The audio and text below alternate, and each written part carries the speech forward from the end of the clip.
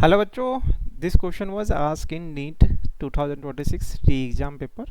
Question देखते हैं। Two infinitely long parallel conducting wire A and B carrying current I and two I respectively in the same direction. तो दो wire हैं और दोनों में करंट आई और टू आई जा रहा है सेम डायरेक्शन में। The wire A has uniform mass per unit length lambda lies on the insulated floor. The wire B is kept fixed at a height H above the floor. यानी कि ए को तो हमने नीचे रखा है और बी जो है उसके ऊपर है। दोनों के बीच का डिस्टेंस जो है वो एच है। दोनों में करंट है आई एंड टू आई जो कि सेम डायरेक्शन में जा रहा है। The minimum magnitude of S for that wire A does not rise the floor. यानी ये ऊपर ना उठे तो इस केस में तो वो होगा क्या कि वैसे तो एम जी इस पर डाउनवर्ड लग रही होगी इसका वेट, बट दोनों में करंट जा रहा है तो इसकी वजह से बी की वजह से ए पे मैग्नेटिक फील्ड की वजह से फोर्स लगेगा। मैग्नेटिक फोर्स होगा ये।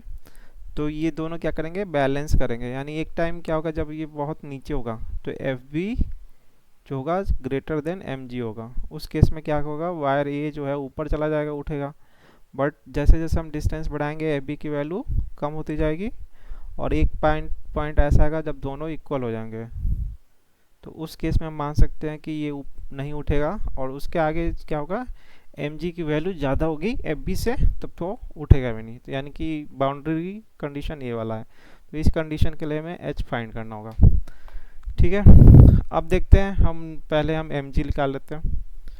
तो हम इसका एल लेंथ ले लेते हैं। तो एल लेंथ पे हम मास जो हो जाएगा लैम्डा इंटू एल इंटू जी, ये वेट हो गया। अब मैग्नेटिक फोर्स कितना लगेगा, तो बी आई एल एल। तो आई हो गया इसका खुद का करंट क्योंकि टू आई है, और एल हो गया इसका लेंथ जो हमने एल लिया है। मैग्नेटिक फील्ड जो होगा वो वायर बी की वजह से होगा।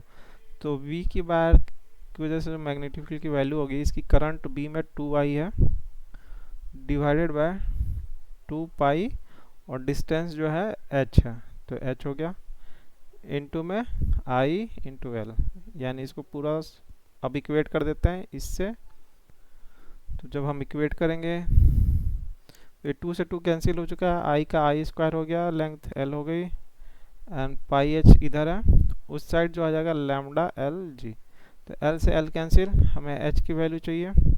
तो एच इक्वल टू हो जाएगा हमारा mu naught I square divided by pi lambda जी। तो सिंपल सा हमारा ये एक्सप्रेशन आ जाएगा। तो ऑप्शन टू जो होगा इसका करेक्ट ऑप्शन है। तो ये ऑप्शन करेक्ट है। तो इजी क्वेश्चन था, ज़्यादा मुश्किल नहीं था, एनसीईआरटी लेवल है।